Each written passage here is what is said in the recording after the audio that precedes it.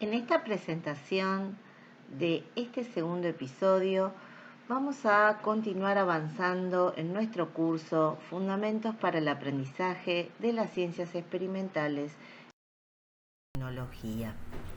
Nosotros ya vimos que tenemos nuestro programa conformado por 5 unidades que están distribuidos en 5 episodios a lo largo de la plataforma Moodle. Hoy nos vamos a dedicar a trabajar en profundidad la unidad 2 que corresponde a modelos de aprendizaje. Les preparé este PowerPoint que resume y sintetiza algunas de las ideas principales para que puedan desarrollar después sus lecturas y los trabajos que están indicados tanto en las actividades individuales como en las grupales. Es claro que todos nosotros nos preguntamos cómo aprendemos, cómo es que se produce el aprendizaje. Pero estas preguntas no eran habituales en los intelectuales de los siglos pasados. Me estoy refiriendo a lo que ocurría, desde la antigüedad, incluido en la Edad Media, donde la escolarización no era algo generalizado. Por aquel entonces reinaba lo que se conoce como el modelo de la copia, que actualmente recibe el nombre de pedagogía tradicional o eclesiástica, porque es la que utilizaban los monjes en sus monasterios para reproducir el conocimiento. Fundamentalmente uno iba repitiendo las cosas, copiándolas, de manera de garantizar el aprendizaje. Esto fue evolucionando y a mitad del siglo XIX empezaron a surgir desde la psicología algunos modelos que se preocupaban precisamente por las cuestiones del aprendizaje e intentaban explicar cómo es que se aprende. No solo cómo aprendemos los seres humanos, sino también otras especies. Y ahí, están estos modelos que también los habrán escuchado nombrar, que son los modelos conductistas. Como estos modelos fueron insuficientes para explicar la compleja situación que ocurría al respecto del aprendizaje, a mitad más o menos del siglo XX surgieron las que se conocen como teorías cognitivas, que incluyen modelos particulares como el aprendizaje psicogenético, el sociocultural, por descubrimiento, verbal significativo, la cognición distribuida. Estos y otros modelos que aparecen para explicar el aprendizaje, que fueron estudiados por la psicología con el fin de comprender cómo se aprende, cómo es que aprendemos, fueron transformados, dieron lugar o permitieron crear algunos diseños pedagógicos. Pero tengamos en cuenta que el aprendizaje es un proceso más relacionado con la psicología que no se puede traducir o aplicar sin ninguna mediación en cuestiones vinculadas a la enseñanza. Sin embargo, a partir de estos modelos, estos dieron ideas para que algunos pedagogos pudieran proponer diferentes modelos pedagógicos a partir de alguna de estas teorías o también combinando varias de ellas. Para ponernos de acuerdo y que nos quede en claro de qué hablamos cuando hablamos de aprendizaje, nos estamos refiriendo a un proceso de cambio en el comportamiento de una persona, o sea, en la conducta de esa persona, o sea, podemos observar ese cambio que resulta relativamente permanente. Una conducta que antes la persona no tenía y que ahora vemos que la mantiene. Y estos cambios que se mantienen no pueden ser atribuidos al crecimiento. Es decir, no podemos decir el niño aprendió a caminar cuando en realidad antes era bebé y no podía. Entonces, ese aprender a caminar no tiene que ver con un proceso psicológico de aprendizaje, sino algo que se debe específicamente a ese crecimiento del individuo. Estos conocimientos o estos cambios que se observan tienen que ser perdurables en el tiempo. y se generan a través de una práctica o alguna experiencia que se va repitiendo y hace que uno termine aprendiendo eso. Por ejemplo, cuando nosotros aprendimos a usar el Classroom, el Meet, el Zoom, bueno, primero no entendíamos nada, fuimos sabiendo qué botones apretar y finalmente podemos decir que por lo menos hasta ahora parece que lo venimos recordando, ¿no? Y hemos adquirido esa conducta de poder conectarlo. Y finalmente, una idea que también es muy importante, y es que el aprendizaje es un subproducto del pensamiento. Se atribuye a algo que ocurre en nuestra mente y que nuestra mente no es un espacio físico, la mente no es el cerebro, sino que es algo relacionado con el funcionamiento de la mente, ¿no? Es como más un intangible.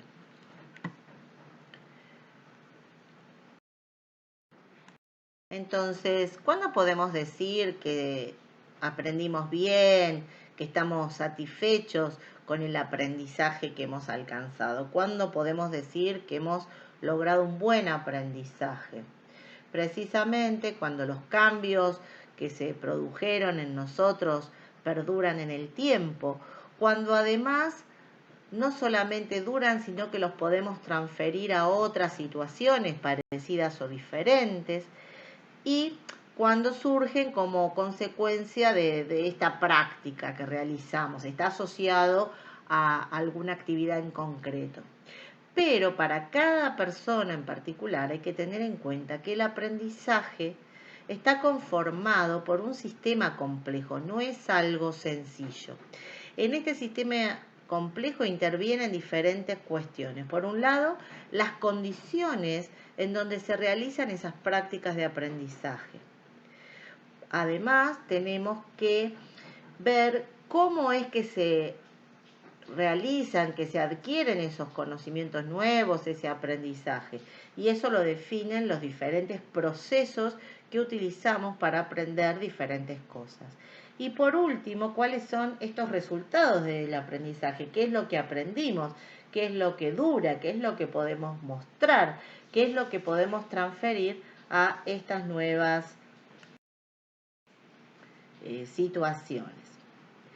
Entonces, pensando en qué es lo que aprendemos y cómo lo aprendemos, a eso que aprendemos, en definitiva, lo usamos para generar este conocimiento, o lo que denominamos un conocimiento, cuando sabemos algo.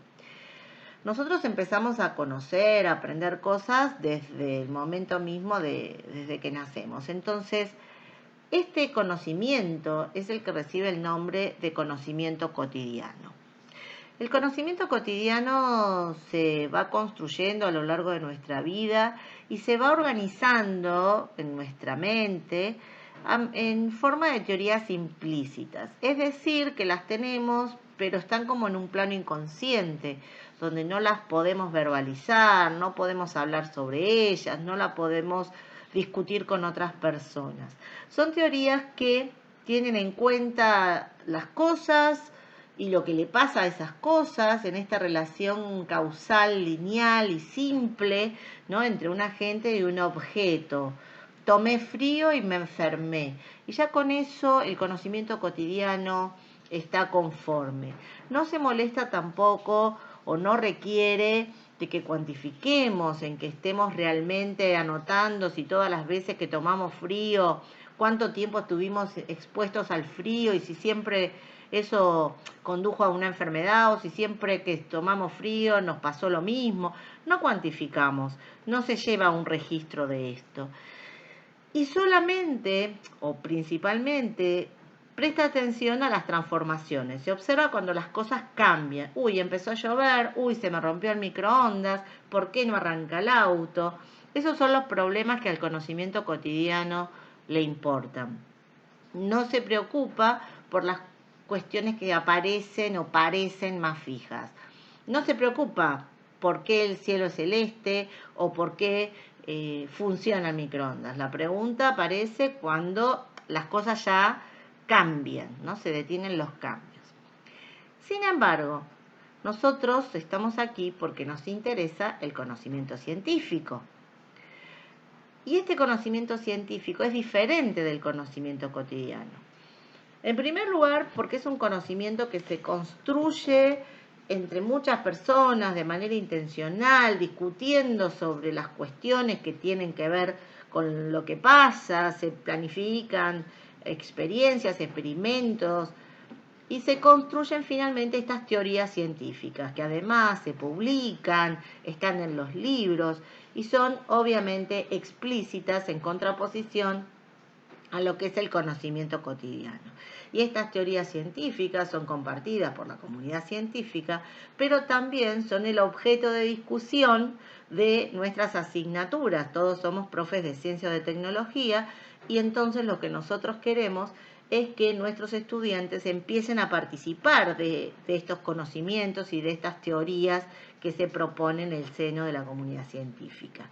Obviamente, estos sistemas, estas teorías científicas son complejas, están formadas por un conjunto grande de elementos que además interactúan unos con otros.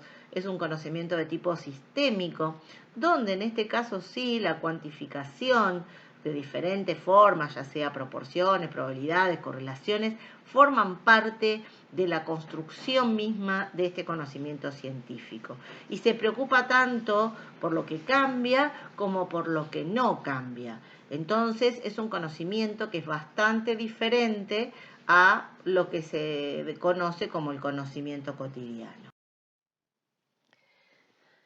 Desde la antigua Grecia empezaron a reflexionar y a preocuparse por estas cuestiones que decíamos recién acerca de qué es el conocimiento, cómo es esto que antes no sabemos y después podemos conocer y comprender algunas cuestiones del mundo que nos rodean.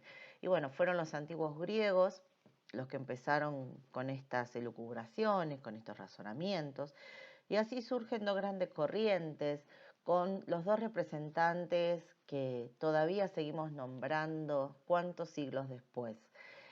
Así tenemos el racionalismo propuesto por Platón, donde él se enfoca en la importancia de las ideas, y ese mundo de las ideas, ese mundo perfecto, es el que él aspira o llama a alcanzar el conocimiento, ¿no? Cuando uno es capaz de generar estas ideas, y dice además que los seres humanos nacemos con ciertas ideas innatas que son las que condicionan ese conocimiento. En definitiva, entonces aprender es tomar conciencia o pulir o mejorar esas ideas innatas. Su discípulo Aristóteles adopta una posición contraria a lo que establece Platón y él se enfoca en las cuestiones más materiales. Él es el que empieza a observar, el que empieza a manipular objetos. De hecho, por ejemplo, es el padre o se lo considera el padre de la embriología porque hace un estudio de ver cómo evolucionan en el tiempo los huevos de gaviota, ¿no? Va abriendo, una vez que las gaviotas desovan en la playa, él busca los nidos, busca los huevos, los va abriendo, diferentes, todos los días abre uno y entonces va viendo qué es lo que pasa en el interior del huevo. Aristóteles, a diferencia de lo que dice Platón, establece el concepto de tabula rasa, es decir, nacemos con la cabeza vacía como si fuera una tablilla de arcilla de la época y es a partir de la vida y lo que uno va haciendo que vamos a ir registrando sobre esa tablilla todas las impresiones y las cosas que vamos a ir aprendiendo y ahí se va guardando el conocimiento. Bueno, estas dos grandes formas de pensar dieron origen a pensadores y pensamientos a lo largo de toda la historia del mundo occidental, por lo menos, hasta que llegados al siglo XIX, por ejemplo, ahí ya estaba como bien definido esta cuestión de haber pasado de un racionalismo, que tenemos, por ejemplo, a Descartes como uno de los principales promotores de esta manera de pensar. De hecho, él dice, pienso, luego existo, ¿no? Y ahí tenemos bien cómo estas cuestiones de las ideas son las más importantes. pasamos a un siglo XIX dominado por el empirismo, donde todo había que hacer experimentación. También es cierto que es una época de gran auge junto con la revolución industrial, habían como nuevas maquinarias, nuevas tecnologías, la máquina de vapor, la electricidad, los estudios sobre la luz, los polarímetros, entonces había como mucha cosa, muchos instrumentos, mucha tecnología para poder probar y hacer experimentos y trabajar en ese sentido. Eso explica también por qué el empirismo tomó tanto auge durante esa época y se prolongó en los primeros años del siglo XX, generando toda una corriente de pensamiento denominada positivismo, basada básicamente en la importancia del trabajo experimental. Bueno, esto finalmente a mitad del siglo XX dio lugar a pensar de que ni muy ni tan, que tanto las ideas como la experimentación son elementos importantes para la construcción de conocimiento y que el conocimiento no se genera solo por las ideas o solo por la experimentación, sino que hay una interrelación entre estos dos aspectos. Y esto, de manera muy resumida, es lo que podríamos considerar como el surgimiento de esta nueva filosofía del conocimiento llamada constructivismo. Esto, ya les aclaro, es como un pantallazo, ni siquiera alcanza a ser un tráiler de lo que son las teorías de conocimiento, pero como para situarnos. Dentro de esta nueva perspectiva de entender el conocimiento, que es el constructivismo, hay, por supuesto, muchas variantes, muchas aproximaciones, muchos pensadores y que difieren a lo mejor en cómo se concibe este constructivismo, que no es exactamente igual al constructivismo que entendemos como corriente pedagógica. Sea como sea, estas formas de entender el conocimiento se tradujeron o sirvieron de base para generar dentro del ámbito de la psicología algunas teorías para explicar el aprendizaje, entendiendo que el aprendizaje de alguna manera conduce a que las personas tengan un conocimiento que antes no tenían.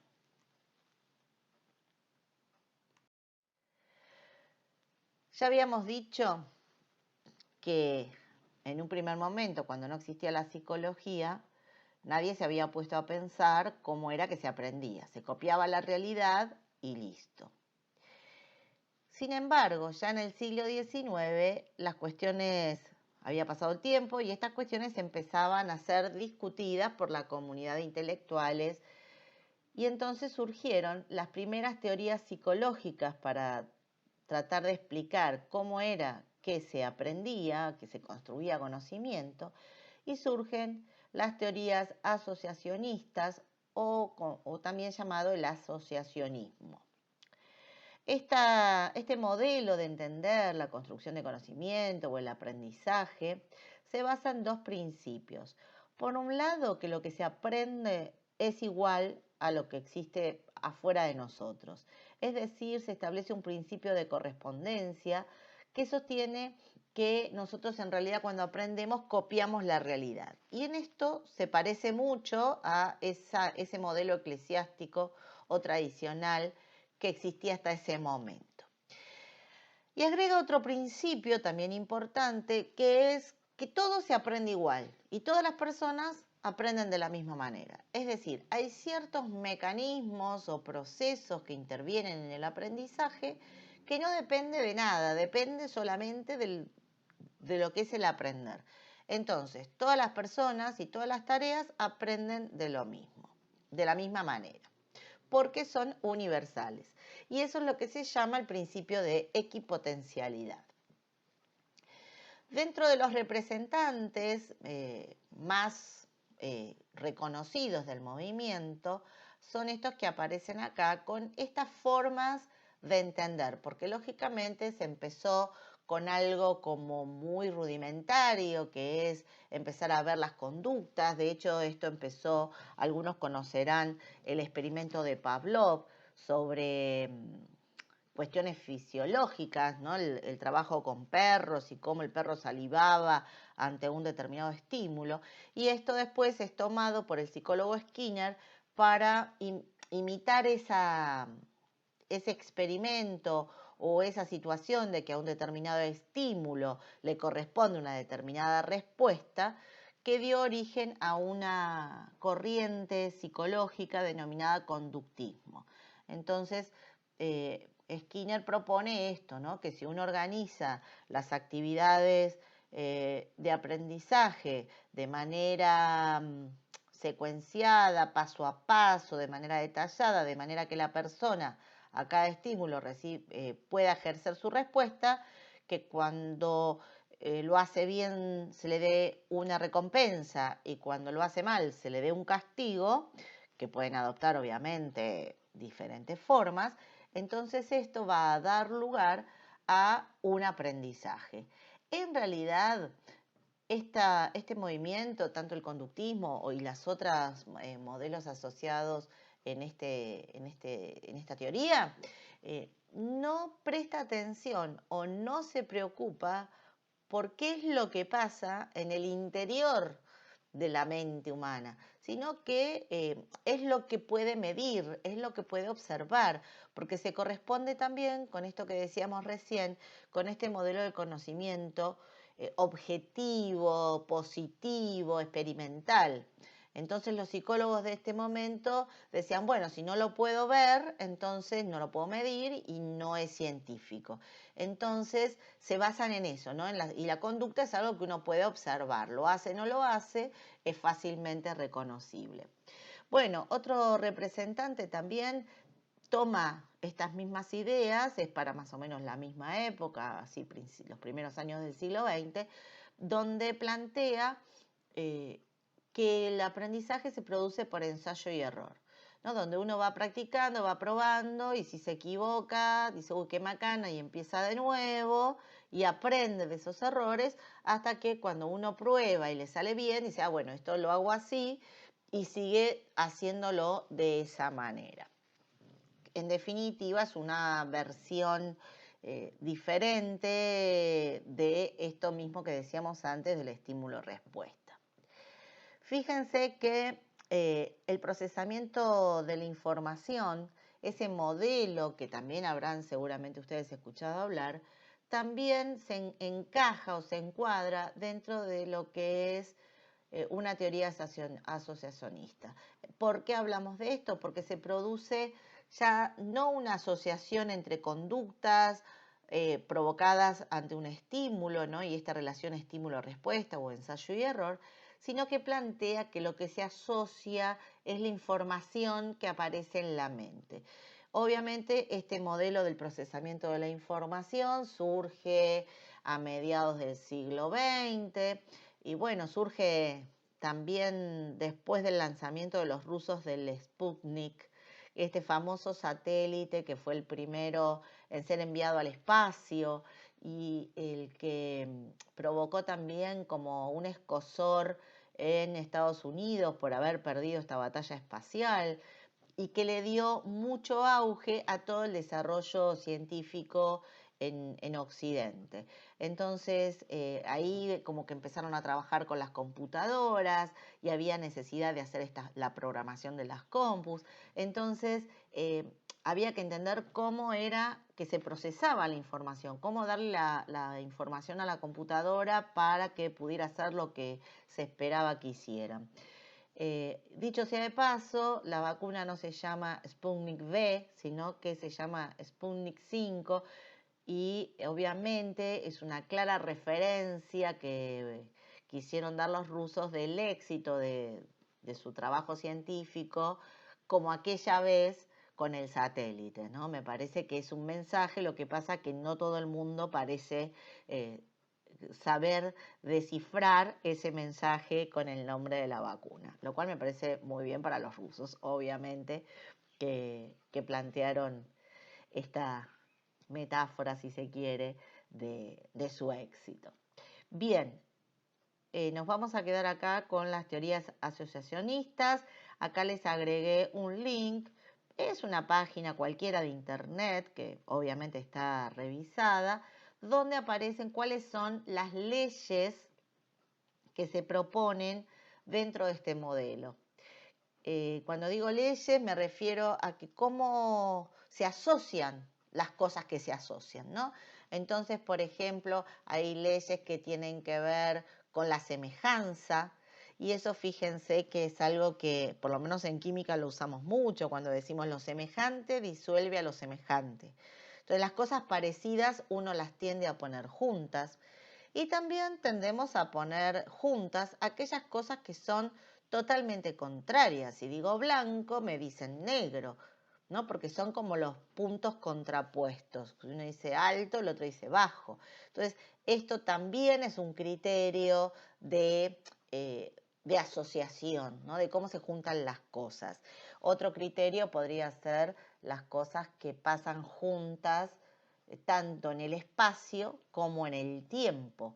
Entonces, por ejemplo, si escuchamos un trueno, pensamos que va a llover, porque se asocia que si hay una tormenta, bueno, hay truenos, hay relámpagos y hay lluvias. Son todos fenómenos que ocurrirían juntos. Bueno, hay una serie de leyes, acá lo pueden consultar en esta página, pero no vamos a profundizar ahora demasiado en este punto.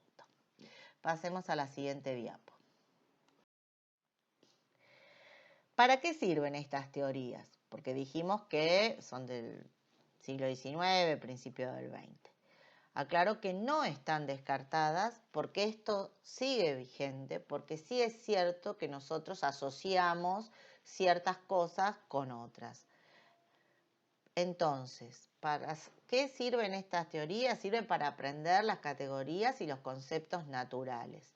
Por ejemplo, no todos los perros son iguales, pero nosotros somos capaces de decir que un caniche es un perro, que un rottweiler es un perro, que un ovejero alemán es un perro, que un bulldog es un perro. Entonces son categorías naturales. Los perros no son todos iguales, pero yo soy capaz de englobarlos porque los asocio, junto todo esto, que yo tiene 4 patas, mueve la cola y ladra, entonces para mí es un perro y eso es una categoría natural. También para adquirir procedimientos, ¿no? Uno los va asociando. Bueno, caso típico, no sé, estoy aprendiendo a conducir, entonces sé que tengo que, para poner el cambio, apretar el embrague, y bueno, hay toda una serie de cuestiones que las tengo que poner todas juntas hasta que finalmente puedo aprender a manejar. O, por ejemplo, también puedo, no sé, aprender cuestiones más técnicas, a lo mejor en un laboratorio, cómo utilizar una bureta, una balanza, un equipo, armar un circuito eléctrico. Entonces ahí ya, sin que me expliquen exactamente cómo son todos los detalles, ¿no? Volvamos al caso de, no sé, mismo de la computadora, donde la mayoría de nosotros no sabemos ni programar, ni desarmarla y armar el mother y cambiarle los slots y ponerle las memorias. Sin embargo, somos capaces de usarla, ¿no? Tenemos las reglas, bueno, no hay que apretar tal cosa si quiero hacer tal otra, pero conozco los botones y más o menos, aunque tengo un conocimiento implícito de esas reglas, puedo ejercer los procedimientos. Y esto que decíamos, hay ciertas cuestiones de dominios específicos de las disciplinas donde está muy bien asociar.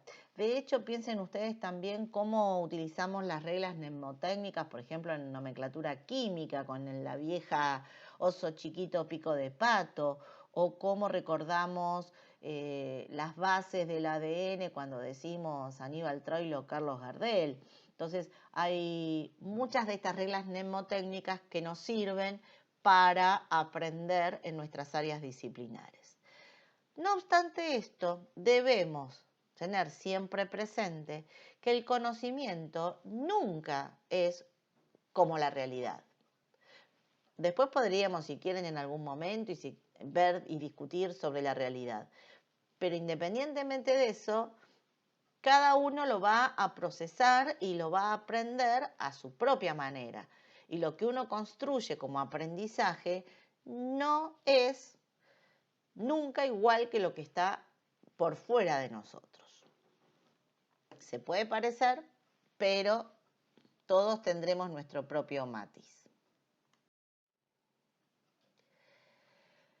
Y siguiendo con esto, no va a ser lo mismo aprender simplemente una conducta, como puede ser, no sé, quedarme calladito o calladita cuando estoy rindiendo un examen en la escuela o en la facultad, a aprender situaciones más complejas, como puede ser entender esta pandemia y la enfermedad o el impacto del COVID-19 a nivel mundial y ver cuáles son todos los actores y las variables que están interactuando, ¿no?, para comprender este fenómeno.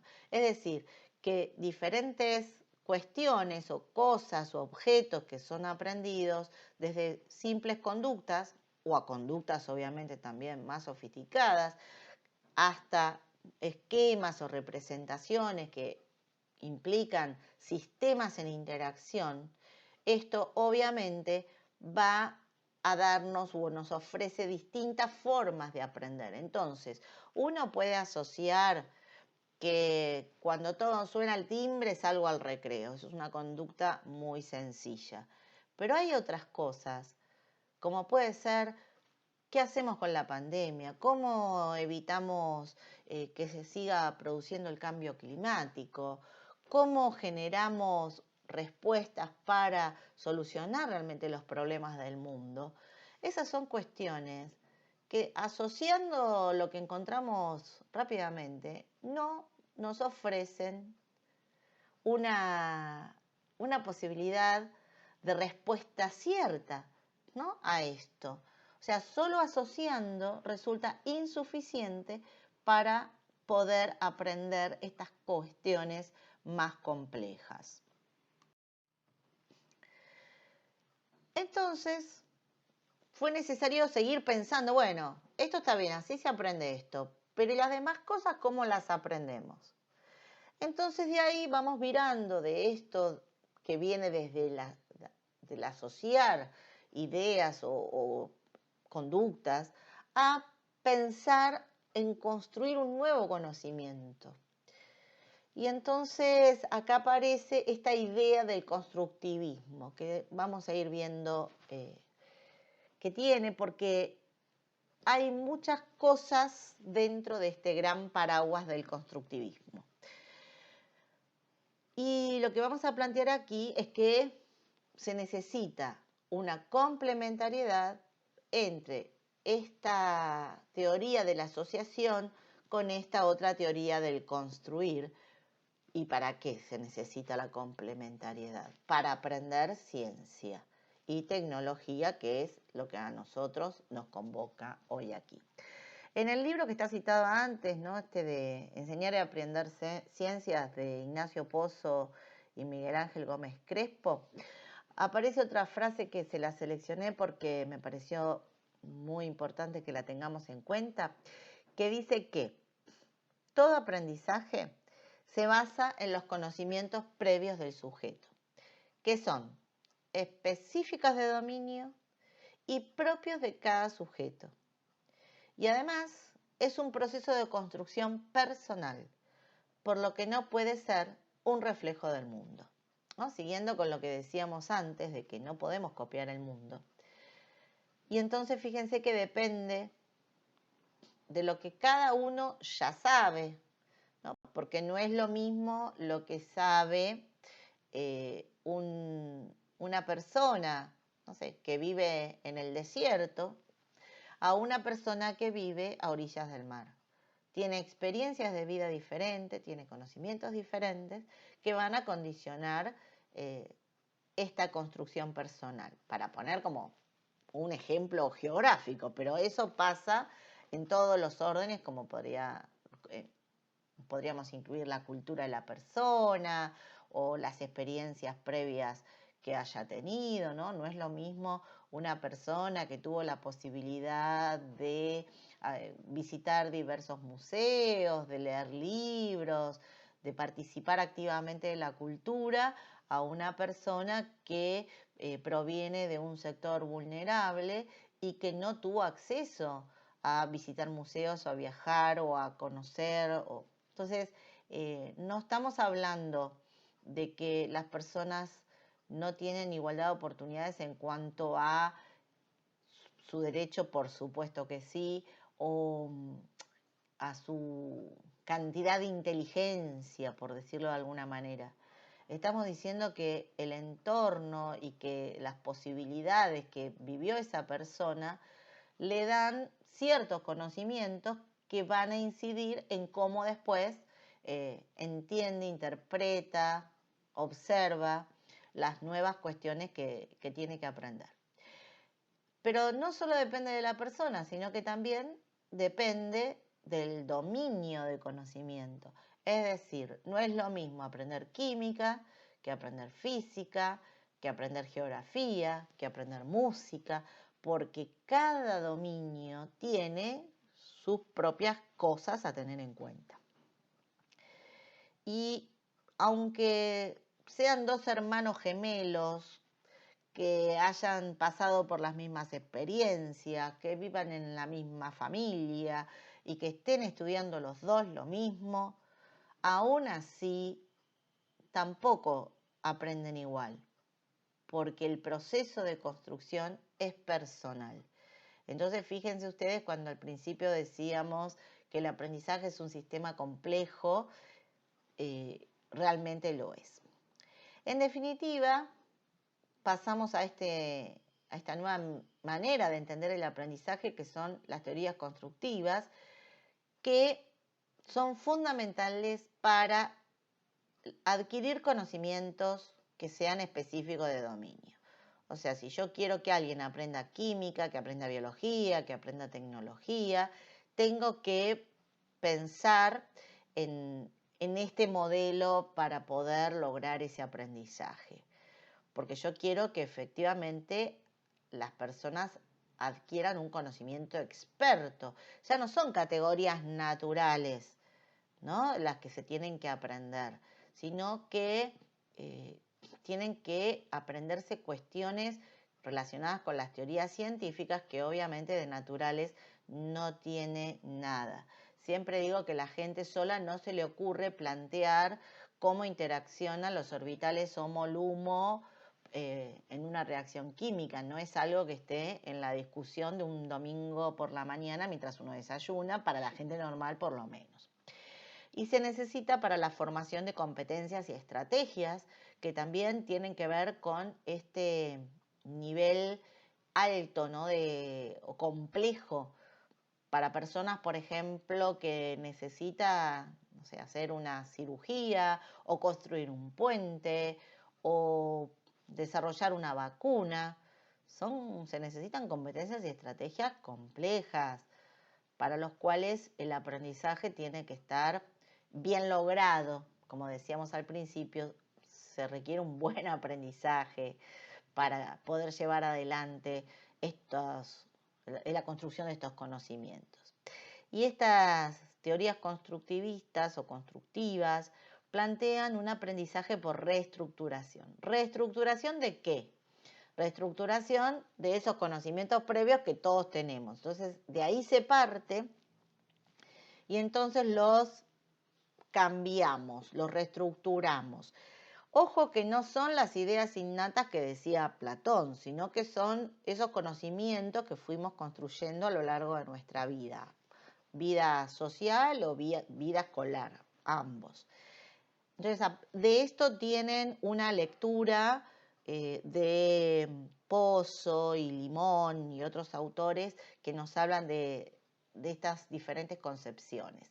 Bueno, entonces lo que nos plantea este modelo constructivista es que lo que nosotros finalmente aprendemos, ese conocimiento que construimos, esas representaciones mentales que finalmente generamos, no son iguales que la realidad, sino que son modelos que intentan reconstruir esa realidad. Y por lo tanto niegan ese principio de correspondencia, ese modelo de la copia que proponían las teorías asociacionistas.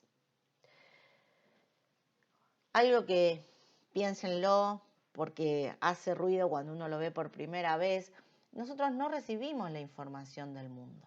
El mundo no llega a nosotros, sino que nosotros lo que realmente sentimos, percibimos, son los cambios que el mundo provoca en nosotros. Nosotros no podemos ver si un objeto está caliente o está frío.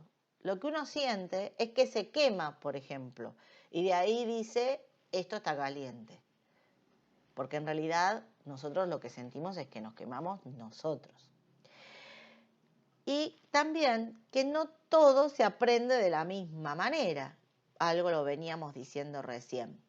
Esto niega este principio de equipotencialidad. Ni todo el mundo aprende de la misma manera, ni todo se aprende de la misma manera, ni todas las cosas se aprenden de la misma manera. Bien, continúe. Entonces podemos resumir algunos principios generales de lo que se considera el aprendizaje desde este modelo constructivista. Por un lado, que el aprendizaje es un proceso constructivo interno y que cada uno lo acomoda, lo autoestructura como puede. Obviamente, cuanto más elementos tenga, mejor va a poder construir ese conocimiento a nivel interno. El grado de aprendizaje depende del nivel de desarrollo cognitivo. Esto es cierto en los primeros años de vida, ¿no? Cuando uno lo que puede aprender o no va a depender del desarrollo individual y de la persona. Ahora, en nuestro caso, que ya estamos, ya sea secundaria o universidad, ahí digamos que hay un desarrollo cognitivo importante en nuestros estudiantes y no debería ser un problema conseguir un buen aprendizaje de lo que nosotros queremos que nuestros estudiantes aprendan. Siempre para aprender se parte de los conocimientos previos. Esto es como un axioma que debemos tenerlo siempre presente. También es un proceso de reconstrucción de los saberes culturales, esto decíamos, ¿no? Todas las experiencias que tenemos, no importan solo los conocimientos previos que uno aprendió en la escuela, estas concepciones analógicas que llama Pozo, sino también las de la vida misma que uno fue construyendo en su ámbito social y cultural. Y tanto es así que la interacción con los demás forma parte importante de estos procesos de aprendizaje y nos ayudan a aprender. Entonces, el trabajo con los otros también es algo que es muy importante. Y en ese ir y venir entre lo que ya sabemos nosotros y lo que saben nosotros y los otros, se produce esta reorganización de ese conocimiento y hay un planteo que dice que cuando, bueno, lo que nosotros sabemos con lo nuevo que se nos presenta no encaja del todo bien, se produce un conflicto que en definitiva va a llevar a un aprendizaje, ¿no? Y es el famoso conflicto cognitivo que conduciría a el cambio conceptual. Les propongo, más allá de que aquí están, aquí hay una cita que no está incluida en los materiales, pero se las pongo por si alguno lo quiere buscar, que se dedica especialmente a analizar el aprendizaje verbal significativo de Zubel, que fue quien dijo, entérese de lo que el alumno ya sabe y enséñense en consecuencia. Esto del cambio conceptual sí tienen un artículo de Ignacio Pozo donde entra un poquito ahí en conflicto o discute acerca del cambio conceptual. Así que eso lo tienen en el campus.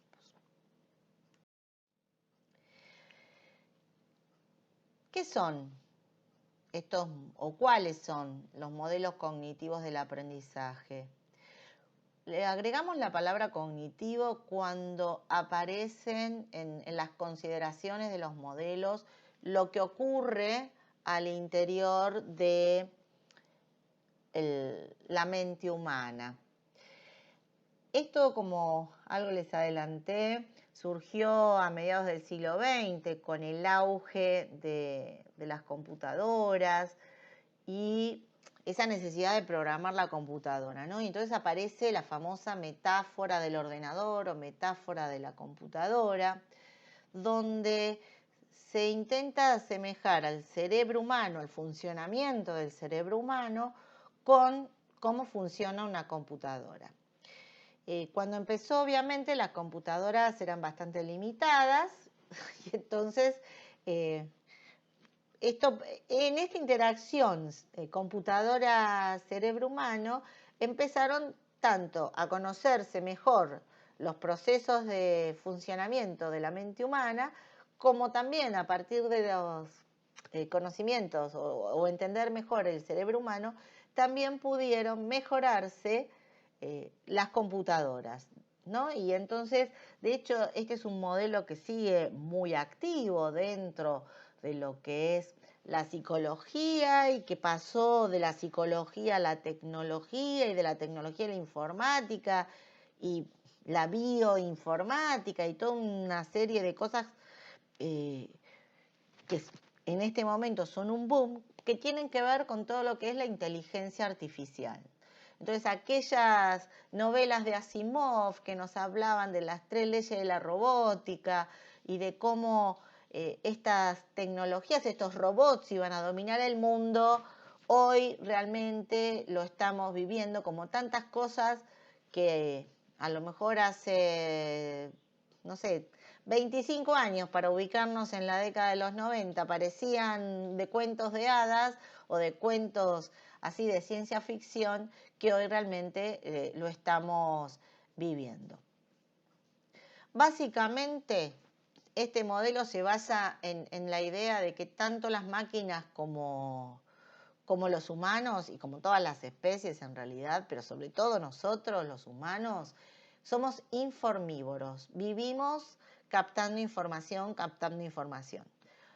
Harina de otro costal es qué hacemos con esa información que recibimos, y uno de los problemas que tenemos hoy en día, y de esto se habló mucho el año pasado, ¿no? Esta de la infodemia, que es esta pandemia de información, porque lo que sobra en este mundo actual es información. Y obviamente no toda la información que anda dando vueltas por ahí es buena, es acertada, pero bueno, ahí aparecen otras necesidades, ¿no? Que es poder analizar esa información y discernir si esa información nos la tenemos que comer o no, ¿no? Entonces, porque nuestra tendencia es a tragarnos toda la información que nos llega, por eso somos informívoros. Dentro de estos modelos del aprendizaje, fueron también obviamente cambiando a lo largo de su desarrollo. Se toma al principio como una base los aprendizajes por insight del Círculo de Ginebra, que hablaba de, bueno, de repente uno está haciendo algo y se le prende la lamparita, ¿no? Se ilumina y ahí realmente comprende la situación. Esa es una de las teorías. Por el otro lado tenemos todo el desarrollo teórico de Piaget, que lo hizo desde la psicología. Piaget no propuso un modelo de enseñanza, sino que trató de explicar cómo se producía el aprendizaje, y él lo hizo considerando al individuo, ¿no? Y entonces él habla de esta teoría psicogenética, el modelo de equilibración y de las etapas del desarrollo humano.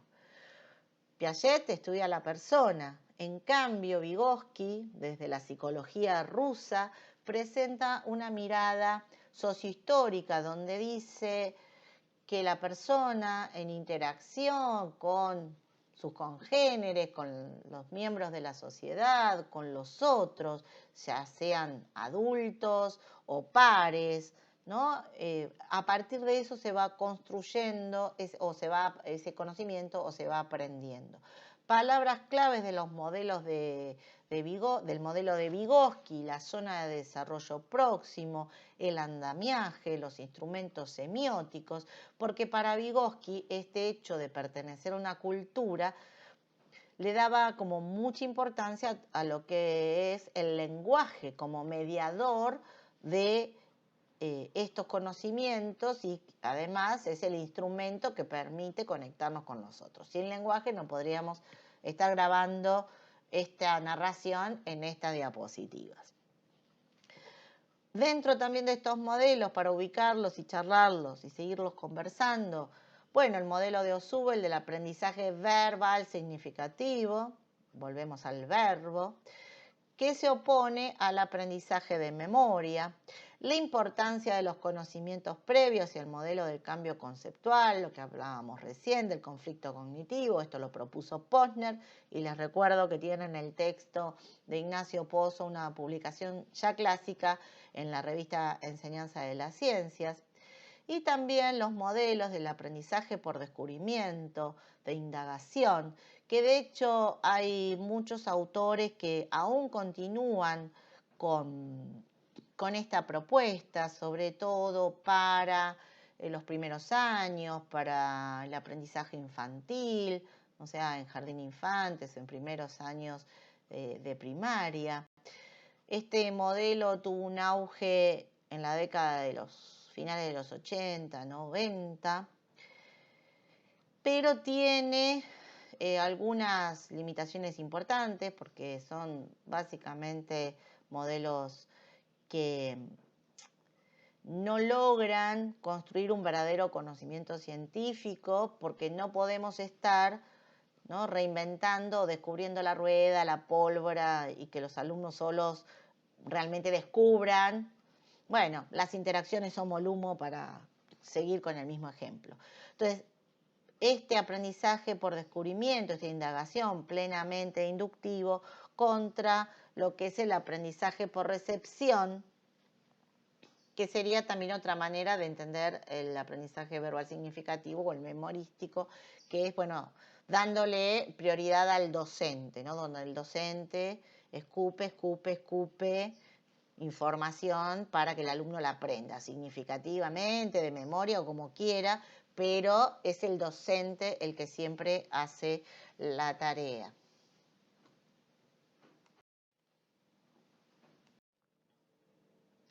Vamos a continuar entonces con este tema, y antes de seguir quiero aclararles nuevamente que estos son botones de muestra. De ninguna manera esto que estamos viendo con estas diapositivas agotan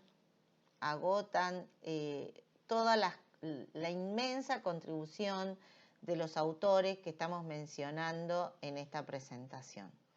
Les recuerdo también que no es un curso de psicología del aprendizaje para psicólogos, y por lo tanto estamos viendo fundamentos, algunos elementos y algunos recortes de lo que a mi criterio son como significativos o nos ayudan a entender cómo se aprende la ciencia y la tecnología, y cómo podemos nosotros interactuar como profesores, y qué ventajas o qué utilidad le podemos encontrar a estos conocimientos desde nuestro rol como profesores y profesoras, y como investigadores, investigadoras en el área de didáctica de las ciencias, para desarrollar nuestros trabajos de investigación. Saber esto nos ayuda, en eso estoy plenamente convencida. Lo que sí es un paseo a vuelo de pájaro. Esto es como cuando uno toma un tour por una ciudad y le dicen, bueno, este es el Obelisco, esta es la Plaza de Mayo, esta es la Catedral, esta es la Casa de Gobierno, este es Palermo, esto es Recoleta, esto es La Boca, este caminito, y ahora vamos al Tigre. No es conocer el lugar, no es vivirlo, simplemente es, bueno, un pantallazo general para que después el que quiera, si a alguno le interesa, pueda profundizar. Bien, estos dos grandes autores que ya algo les adelanté. Piaget, francés. Vygotsky, ruso. sociedades diferentes, eso también influye, porque si le influye a los alumnos para aprender quiénes son, cuál es su cultura, dónde viven y cómo construye el conocimiento, porque el conocimiento es personal. Perfecto. Piaget y Vygotsky también son personas que estaban en una determinada época, en determinado contexto, que también condiciona la forma en que se construye el conocimiento científico. Y esto me parece que es un concepto que es importante que lo tengan claro, ¿no? Porque cada autor dijo lo que dijo porque vivía en un contexto particular, en un contexto sociohistórico particular y en una situación particular que le permitió desarrollar estas ideas. Y además todos también desarrollan sus ideas en función de lo que había dicho el anterior. Entonces, creo también que hay que mirar lo que dijo el anterior con consideración. No hay que, yo siempre pienso, no hay que burlarse de aquel que se creía una cosa que hoy sabemos que no es, porque a las luces del conocimiento de ese momento, eso que se propuso fue un aporte importante para poder repensarlo hoy, ¿no? A lo mejor si alguien no hubiera dicho que los virus eran unos espíritus malignos, a nadie se le hubiera ocurrido ponerse a estudiar los virus, que bastante malignos sabemos que son. Por lo menos este que anda dando vueltas ahora. Bueno, Piaget se enfoca, como les dije recién, en el individuo, en cómo se construye el conocimiento en el individuo a partir de la interacción de esa persona con el entorno que lo rodea. Y para eso lo que hizo fue aislar a su hija recién nacida y dejarla solita encerrada y veía cómo interactuaba con los objetos que él le iba poniendo. Entonces, eso iba viendo que hay como distintas etapas y distintas cosas que uno puede hacer a partir de que va creciendo, ¿no? Entonces, para Piaget es importante el desarrollo humano, fisiológico, biológico, y plantea que el aprendizaje va de la mano con precisamente las etapas de la vida de las personas. Y entonces propone estas 4 etapas que son clásicas, desde el razonamiento concreto, de la forma concreta del aprendizaje, la etapa concreta, hasta la parte del aprendizaje formal. Sin embargo, hoy se sabe que con los apoyos adecuados, niños pequeños pueden empezar a desarrollar formas de un razonamiento lógico más complejo que lo que había presupuesto Piaget inicialmente. Por otro lado, Vygotsky adopta un enfoque diferente, donde también se considera a la persona, pero no en relación con los objetos que los rodea y con el medio físico, sino fundamentalmente para Vygotsky lo importante es este medio cultural y social que rodea al ser humano.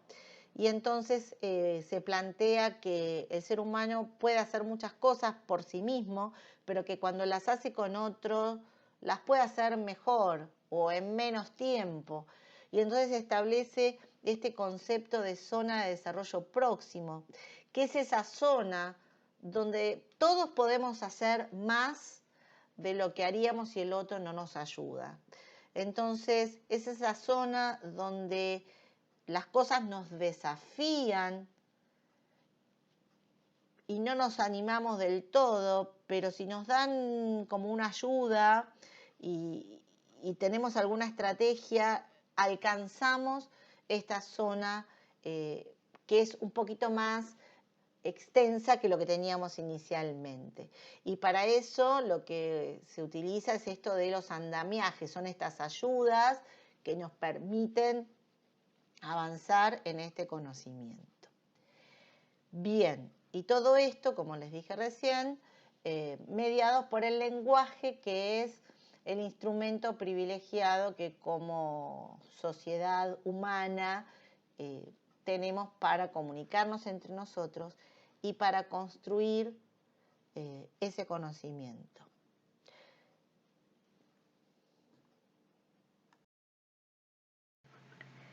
Tanto Piaget como Vygotsky se preocupaban por conocer cómo era que ocurría el aprendizaje en un contexto natural, por llamarlo de alguna manera, ya sea centrado en el individuo en relación con su entorno inmediato, físico, con los objetos, o en ese contexto social.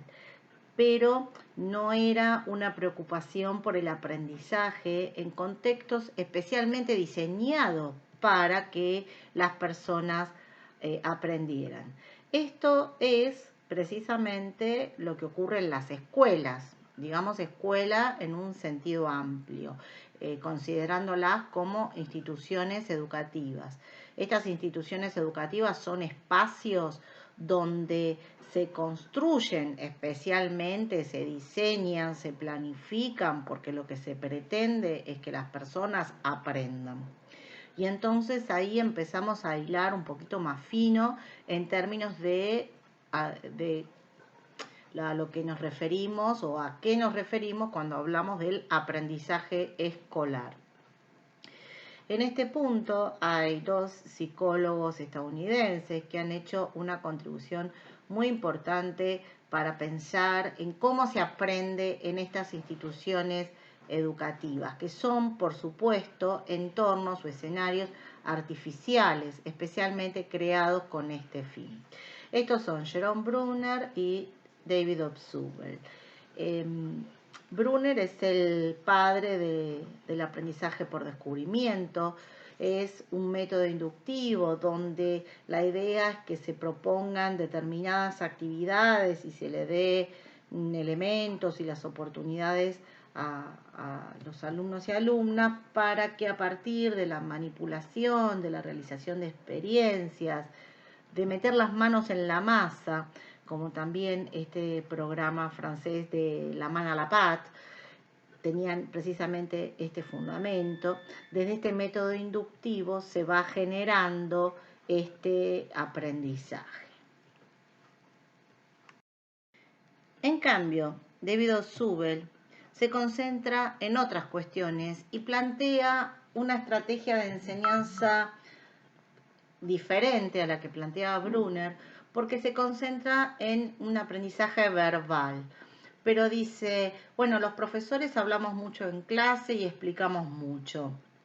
Pero entonces, ¿cómo tiene que ser esa explicación? ¿Cómo hay que hacer esa exposición para que se produzca un aprendizaje, que él lo llama verbal, porque interviene la palabra en toda esta cuestión?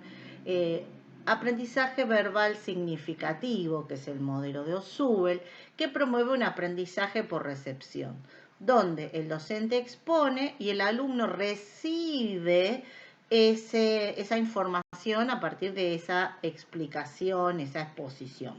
Lo que dice Obsuvel es que esa explicación que damos tiene que estar debidamente planificada, con un enfoque deductivo, es decir, ir desde la presentación general del tema hacia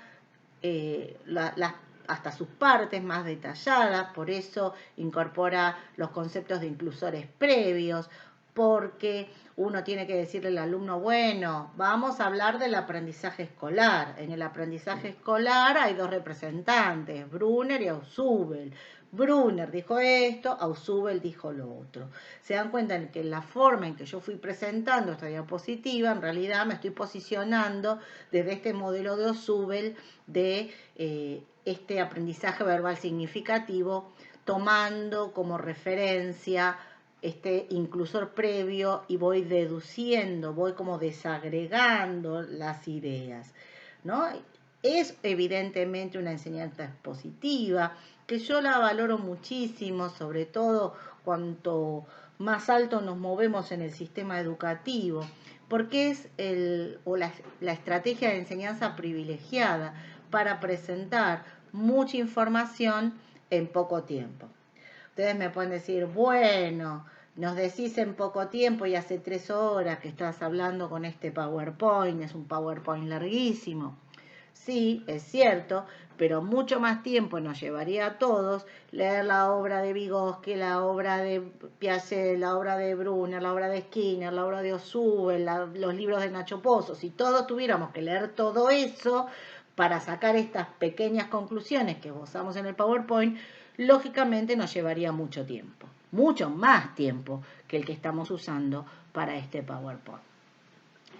La otra cuestión que plantea Ausubel y que es también muy importante es esta que ya le hemos venido mencionando, el tema de los conocimientos previos. En realidad Ausubel lo verbaliza, lo exterioriza cuando dice, bueno, ustedes tienen que enseñar, primero averigüen lo que el alumno sabe y después entonces pónganse a enseñar.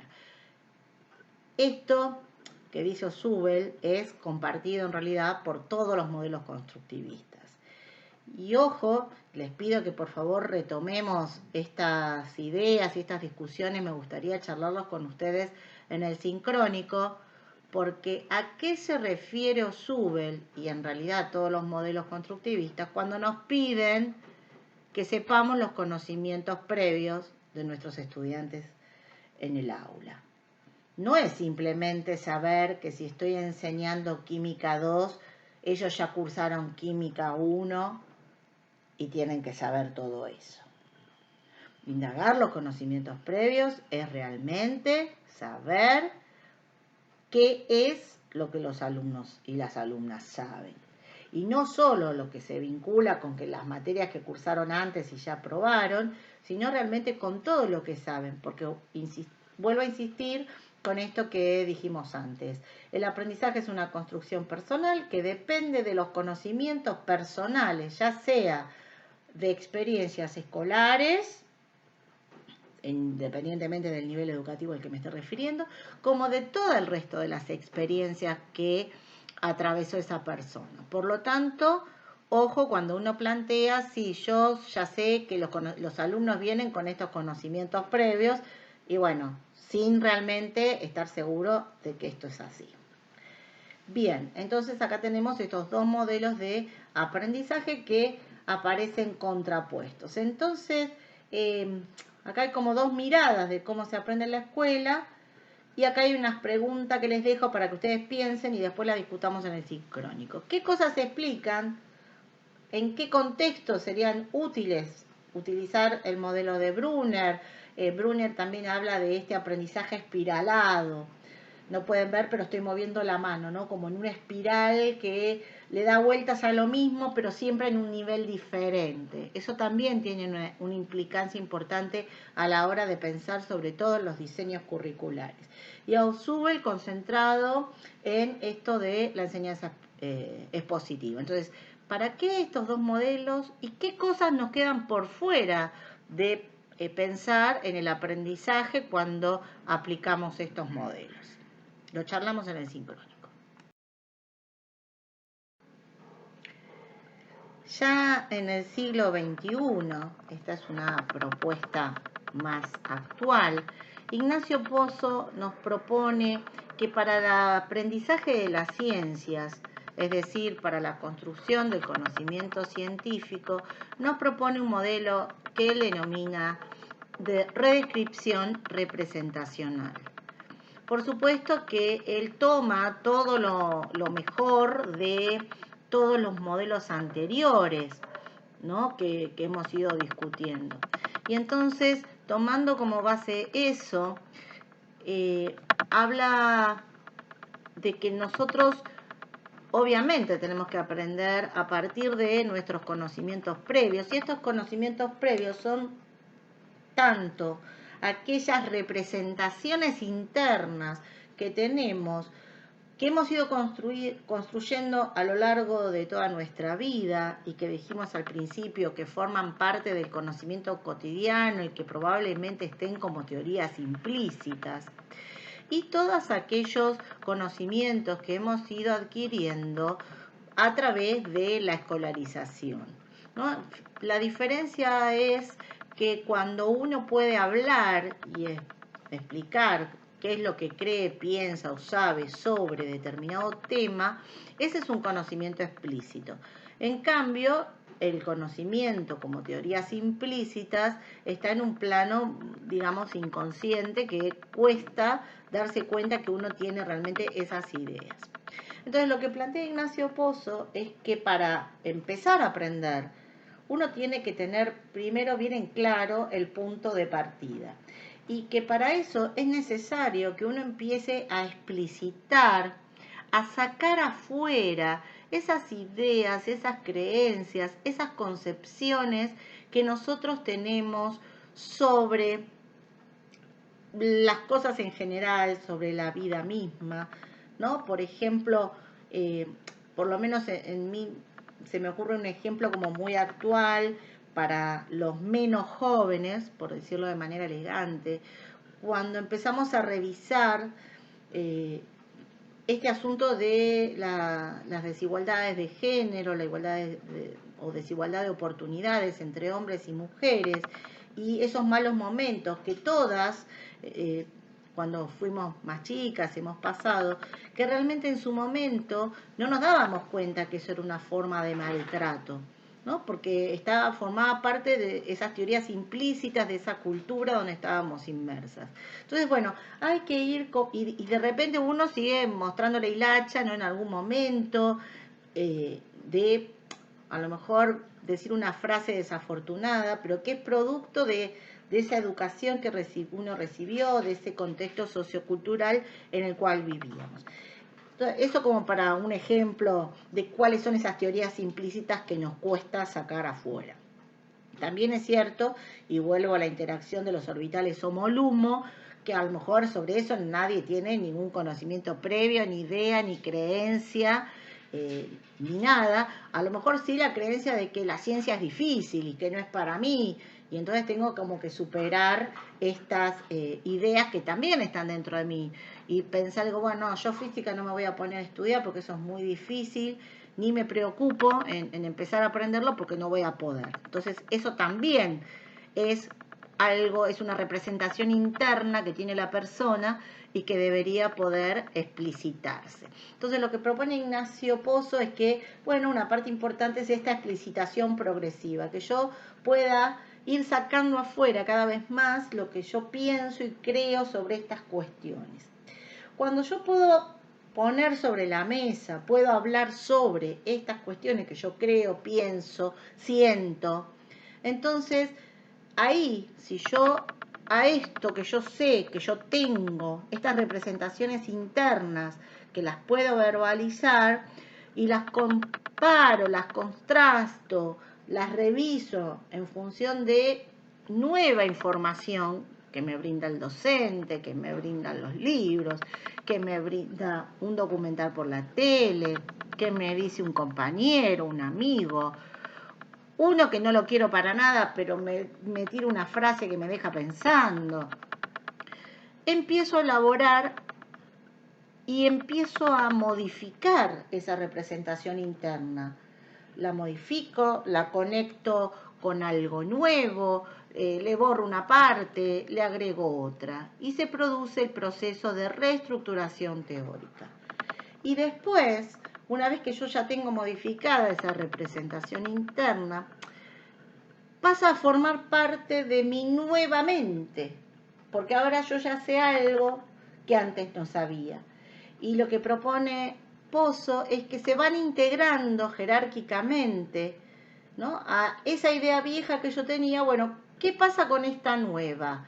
La vieja se modificó y se agregó por arriba, por debajo, se van acomodando las ideas como si fueran esto que van cayendo, ¿no? Como en el Tetris, que van cayendo y se van acomodando en este proceso de integración jerárquica, que a su vez me va a permitir que yo explicite otras creencias y otras ideas y que las compare con otra información nueva que me llegue de afuera, lo reviso, lo acomodo, lo guardo y voy en este círculo virtuoso aprendiendo y construyendo el conocimiento científico, porque yo necesito que estos modelos y estas teorías sirvan de base para seguir aprendiendo cosas nuevas, ¿no? Porque la ciencia no es una categoría natural, sino que está creada y se va, ¿no?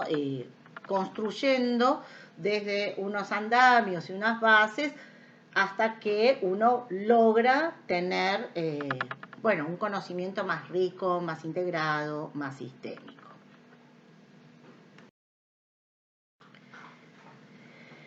Y me pareció importante agregar este otro modelo que es un poco más, yo siempre digo que el océano Atlántico es bastante ancho y entre los modelos de Estados Unidos y los europeos, ya sean ingleses, españoles, franceses, hay cierta distribución, cierta diferencia, ¿no? Y de este lado del charco estamos como más cercanos de un modelo más asociacionista, si se quiere, pero no deja de tener su funcionalidad. Y acá Perkins nos habla de lo que él llama la persona más, porque dice, las personas no somos las personas solas, que sería lo que él dice personas solistas. Somos la persona con todo lo que nos pasa, con todo lo que tenemos alrededor. E incluye a todo lo que tenemos alrededor desde la computadora que tengo enfrente, la silla donde me siento, el perro que anda dando vueltas, los ruidos de la calle, los profesores, los amigos, la familia, la cultura, los libros, todo lo que yo tengo en ese entorno hace que yo sea quien soy y que yo pueda aprender ciertas cosas mejores que otras y me condicionan. Y no solamente las cosas me condicionan a mí, sino que yo puedo usar las cosas que tengo alrededor para regular mi aprendizaje. Yo puedo, como sale, bueno, era una imagen antes, que si uno se quiere acordar de algo, la gente que se cambia el reloj de mano cuando se usaba reloj, o para acordarse de algo, o un ejemplo que pone Perkins, dice, bueno, si yo sé que no me tengo que olvidar de llevar unos papeles al trabajo, los dejo ahí al lado de la puerta, cosa que si me olvido me tropiezo con los papeles y sé que los tengo que llevar. Y entonces, bueno, él dice, ¿qué es el aprendizaje? ¿El aprendizaje es lo que aprende la persona o es lo que la persona aprende usando todo lo que tiene a su alcance? Y él dice, el aprendizaje queda tanto en la persona como en las cosas. ¿Por qué dice esto? Porque hoy en día no es necesario acordarse de todas las cosas. Por ejemplo, si yo quiero saber los pesos atómicos de los elementos que están en la tabla periódica, si están en la tabla periódica y yo puedo acceder a la tabla periódica, no necesito usar mi memoria para recordar esos datos, porque están ahí y eso forma parte del conocimiento también. Es un conocimiento que se construye y está disponible. Entonces no necesitan estar en mi cabeza, pueden quedar guardados en la misma tabla porque yo sé que si voy a la tabla los voy a encontrar, porque yo sé usar la tabla. Yo puedo pensar también en determinada información, ¿no? Sobre física, entonces hay cosas de física que yo las sé más o menos, pero ¿dónde las tengo guardadas? Las tengo guardadas en Teresa, que ella sabe más de física de lo que sé yo. O cómo subir o manejar y buscar la bibliografía en el Mendeley. ¿Dónde lo tengo guardado eso? Lo tengo guardado en Germán, porque yo trabajo con Germán y sé que cuando necesito algo, él me va a ayudar a construir lo que yo necesito, que no es lo que sabe él, es cómo yo uso lo que él sabe. Esto, gente, es lo que se llama la cognición distribuida, que tiene como metáfora, como analogía, la mismísima Internet, donde hay de todo distribuido por todas partes y todos tenemos acceso y es una red de conocimientos. Y a medida que nosotros interactuamos en esa red, podemos cambiar el orden, podemos presentarlo de una manera diferente, reordenar ese entorno y construir nuevo conocimiento a partir de lo que ya está. Entonces, acá lo importante no es saberse de memoria y poder recitar la Ilíada en voz alzada, sino que es cómo accedemos, ¿no?, a este sistema de conocimiento. Al sistema pensando en las cabecitas de las personas, en las mentes, pero también en la red, también en las cosas, también en lo que representa para mí esta lapicera, este cuaderno, ese... Ay, esto me acuerdo que estaba en mi cuaderno que yo lo pinté con el resaltador amarillo y entonces tengo esa memoria visual. Bueno, todo eso forma parte de mi entorno. ¿Cómo accedo? Y entonces, bueno, acá empiezan a jugar estos elementos que aparecen en este marco de acceso y es que influye todo lo que sé o puedo decir y entender cuando me dicen que es el conocimiento declarativo y todo lo que puedo hacer.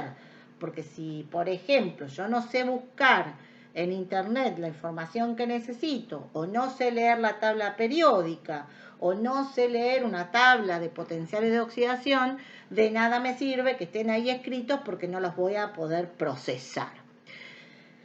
¿Qué pasa con las representaciones? ¿Las entiendo? ¿No las entiendo? ¿Las puedo leer? ¿Tienen un significado para mí? ¿Puedo generar yo nuevas representaciones? ¿Cómo recupero esa información? ¿No? Ese es otro tema.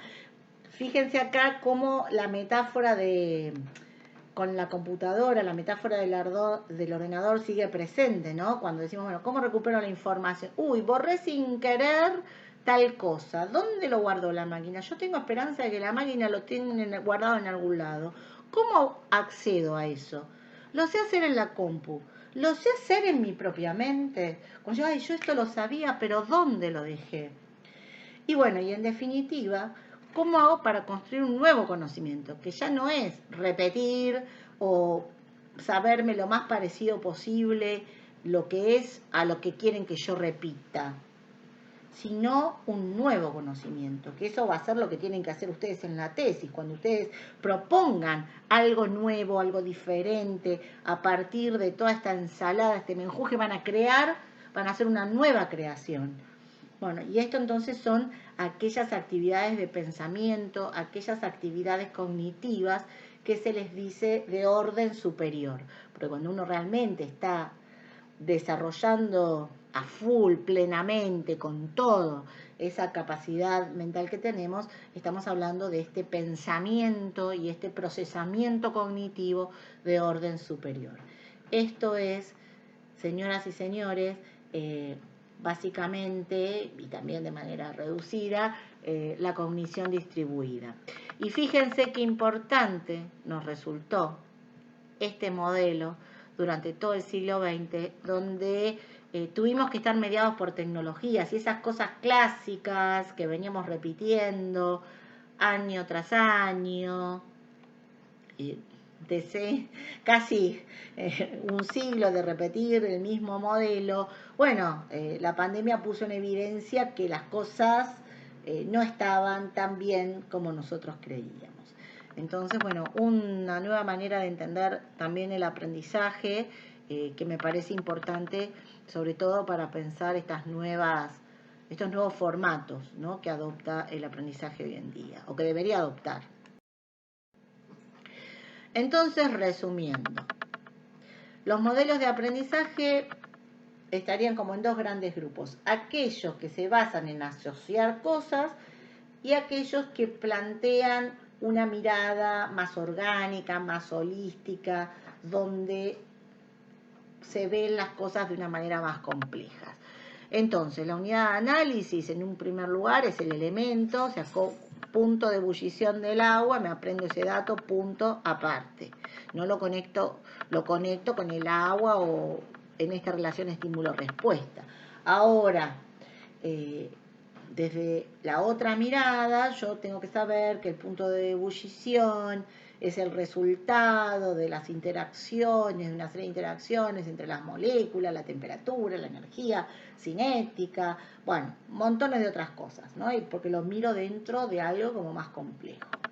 Esto implica también diferentes enfoques: un enfoque elemental, que no es elemental Watson, sino que es porque miro los elementos, y esta mirada más holística que intenta mirar la cuestión de una manera sistémica en el organicismo, donde el constructivismo forma parte. ¿Cuál es el rol otorgado al individuo, a la persona, al sujeto que aprende, en definitiva, a nuestros estudiantes o a nosotros mismos, llegado esto que nosotros igual siempre tenemos que seguir aprendiendo. Entonces, ¿cuál es nuestro rol? Desde una mirada de las teorías asociacionistas, el aprendiz es una persona que lo que tiene que hacer es caso, básicamente, ¿no? Repetir lo que le dicen, que reproduzca de la manera más fiel posible lo que le piden que haga. Entonces se tiene que quedar quietito, ver lo que le dicen que tiene que hacer y hacerlo como le dicen que lo tienen que hacer. En cambio, las posturas constructivistas plantean un alumno dinámico, un aprendiz que se tiene que preocupar por su propio aprendizaje, porque se tiene que mover, tiene que buscar cosas, tiene que pensar, tiene que discutir, tiene que discernir, tiene que entrar en conflicto, tiene que explicitar sus teorías y después, bueno, reacomodarlas, reinterpretarlas, ¿no? Entonces se pide que sea un aprendiz activo, productivo. En el primer modelo, el origen del cambio, ¿se acuerdan que aprendizaje era cambio, un cambio duradero? Bueno, es externo. La tinta con sangre entra, entonces dale, machacamos, machacamos, machacamos hasta que la persona aprende, porque la obligan a. En cambio, desde la otra mirada, el cambio es interno. Yo estoy redescribiendo mis representaciones y entonces ahí ese cambio es mío. Yo lo fabriqué, yo lo produje y me cambia a mí. Esto implica que yo tengo representaciones nuevas que son diferentes a la anterior. Y no me importa cuántas son, porque a lo mejor la cantidad de representaciones son menores, porque a lo mejor 2 o 3 ideas que yo tenía sueltas por ahí las puse como en orden y armé un modelito más integral, más completo, más interactivo. Entonces no puedo cuantificar eso, porque el cambio es cualitativo. En cambio, desde las otras miradas, más de la teoría de la asociación o de la teoría de la copia, la repetición, quiero saber, bueno, antes sabía sumar, ahora sabés sumar y restar, ahora sabés sumar, restar y multiplicar, ¿no? Y vamos como agregando cosas que se pueden cuantificar. Bueno, volvemos a los dos modelos que ya veníamos hablando. La asociación, que dijimos que está bien, que hay cosas que se aprenden por asociación, sobre todo procedimientos, conocimientos, por ejemplo, del laboratorio, bueno, qué poner primero, qué poner después, cómo se pesa, el uso de algunos instrumentos. No es que esto esté mal, sino que esto sirve para determinadas cosas. Y en cambio, el organicismo me lleva a pensar en la reestructuración, en un aprendizaje más constructivo, más racional. Mientras que la epistemología del otro modelo es pensar que afuera de mí hay una realidad y que yo a partir de la experimentación voy a conseguir ese conocimiento, que es un conocimiento empírico, es decir, un conocimiento que se obtiene por la práctica. Vuelvo a la propuesta de complementariedad. Depende qué es lo que necesitamos aprender, nos conviene enfocarnos en una manera de aprenderla u en otra. ¿Por qué? Porque dependiendo de lo que tengamos que aprender y sabiendo cómo se aprende esa cuestión que necesitamos aprender, vamos a poder pensar algún diseño de actividades para armar una propuesta de aprendizaje orientada a que se sepa de memoria para qué sirve la marcha atrás en el auto y no se la confunda con la primera, o si necesitamos que aprenda, no sé, la teoría de la evolución. Entonces, son cosas diferentes que utilizan mecanismos y procedimientos diferentes, que requieren condiciones de aprendizaje diferentes para producir precisamente resultados de aprendizaje diferentes, para lo cual vamos a tener que diseñar propuestas de enseñanza específicas para esa situación en particular. Es decir, cuando quiero ir de lo que propone la psicología como teoría del aprendizaje a pensar en cómo esas teorías del aprendizaje me ayudan a programar, a planificar, a crear, a diseñar mis actividades y armar mis propuestas de enseñanza. Y nos dice Ignacio Pozo y Gómez Crespo: la adquisición de conocimiento científico, que es básicamente lo que nos interesa a nosotros, no porque lo demás no sea importante, sino porque nosotros tenemos este recorte, requiere de un cambio profundo de las estructuras conceptuales, o sea, todo el conocimiento teórico, y las estrategias, es decir, todos los procedimientos y los procesos que realizamos para alcanzar una determinada meta, y las estrategias habitualmente utilizadas en la vida cotidiana, y que ese cambio, lejos de ser lineal y automático, debe ser el producto laborioso de un largo proceso de instrucción. ¿Qué quieren decir los autores con esto? Que uno no aprende ciencia porque un día se leyó la página 4 del manual de biología y entonces ahí ya entendió la genética. No. Entonces, no es solamente por leer, por meterme, por ver una documental, porque me pongan las palabras que corresponden a ese modelo teórico. Por exposición, simplemente no vamos a aprender ciencia. Y que entonces es necesario que haya un proceso de instrucción. Eso significa que haya una enseñanza que esté planificada, que esté organizada, de modo que ayude a poder construir nuevo conocimiento científico. Y en esta última línea, ya con esto vamos cerrando, no se preocupen, vieron que nosotros en este curso la propuesta es que ayudemos a Dani precisamente para analizar las actividades, porque estamos pensando en, bueno, ¿cómo hacemos para planificar nuestra enseñanza? ¿Cómo armamos este proceso de instrucción? ¿Cómo sabemos si estamos por el buen camino, si con lo que le estamos proponiendo a nuestros estudiantes van a poder construir un buen aprendizaje? Entonces, tomando en cuenta todo lo que estuvimos diciendo hasta ahora, ¿no? O sea, ¿qué queremos enseñarles? ¿Qué queremos que aprendan? Según eso, vamos a tener que elegir alguna estrategia que se base en alguna teoría del aprendizaje. Entonces, no es lo mismo si yo quiero que mis alumnos aprendan, vamos a decir algo fácil, a subrayar. Entonces digo, bueno, les voy a enseñar cómo se pone la regla debajo de la palabra y hagan la rayita. Entonces, para eso necesito una actividad. Ahora, si yo quiero que mis alumnos escriban novelas, ¿no? Y pongo ejemplos de un dominio de conocimiento diferente al nuestro, quiero que escriban novelas o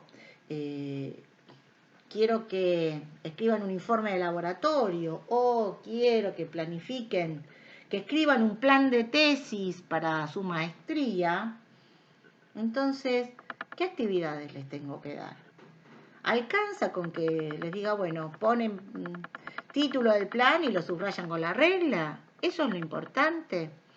Y entonces, en este mismo libro de Pozo y Gómez Crespo, ellos nos plantean diferentes modelos o enfoques para la enseñanza, desde el modelo tradicional, los modelos de conflicto cognitivo, por investigación, y nos dicen, bueno, cuáles son los supuestos, en qué se basan estos modelos, qué ideas tienen en cuenta, en función de lo que nosotros ya vimos, cómo organizan y secuencian los contenidos, ¿no?